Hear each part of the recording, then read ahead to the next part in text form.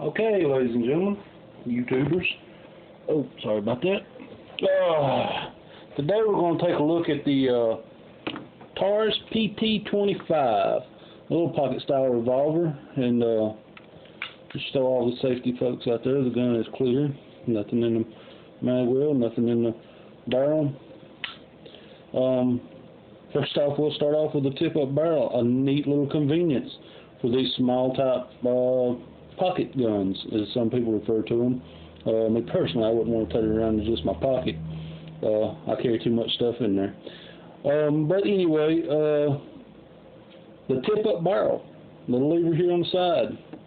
As you can see right here, just push it forward and the barrel's spring-loaded up here, tips right up. This is a great little convenience, and we'll get to why in a moment for the people that don't know. You can just put a round in the barrel, push the barrel down, slide the clip in, flip the safety off, and you're ready to fire.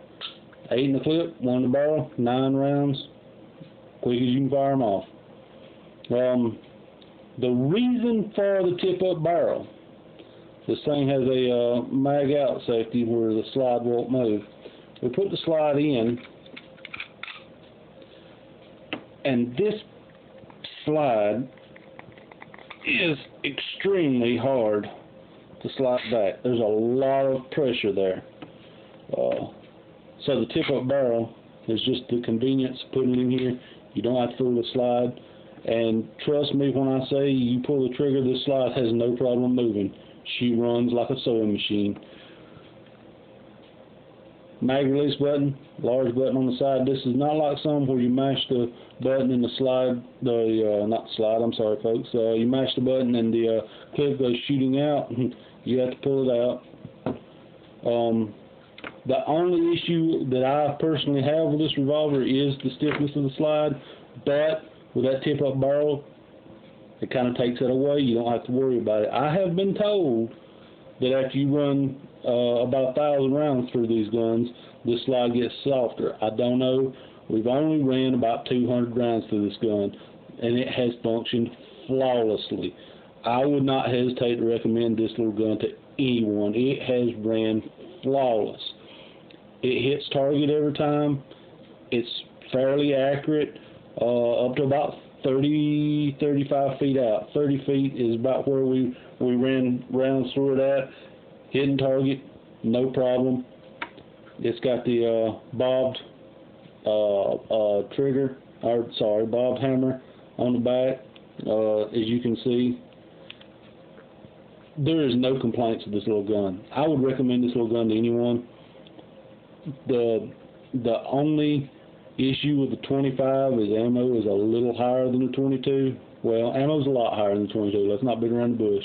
Ammo for this is going to run you about $25 for a box of 50, where ammo for 22 is $10 for a box of 100. But you got a 25 instead of a 22, so you pay a little more. The gun functions as it should. There's no issues with the gun. No major issues with the gun. Again, the slide, you know, it is what it is. These guns run about $250 in that range, depending on where you are. I bought this one brand new for my wife for about $250. This is her personal carry gun. The sights are fixed on it. As you can see here, they're just molded into it. But again, it's a pretty accurate gun. There's no reason to worry about it. It has this safety feature on the back here, where even with the magazine in,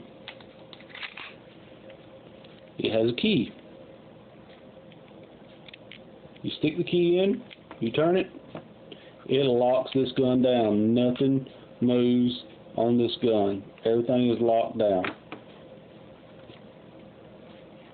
That's probably not the greatest thing as far as a self-defense gun to have it locked up like that, but if you're going to put it in a drawer somewhere or on a shelf, in a box, in a closet, whatever it is that people do with them now, it's probably a good thing, a safety feature to keep it out of unwanted hands, or at least to keep it from functioning on unwanted hands.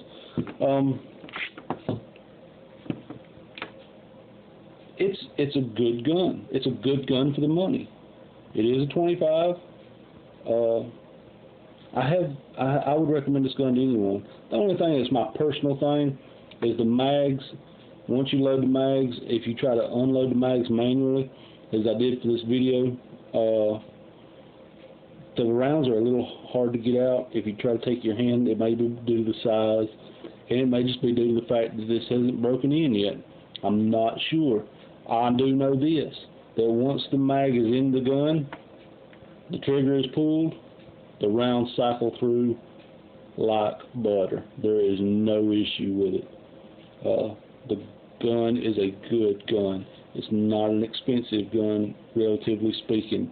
It is, again, in this area, about $2.5.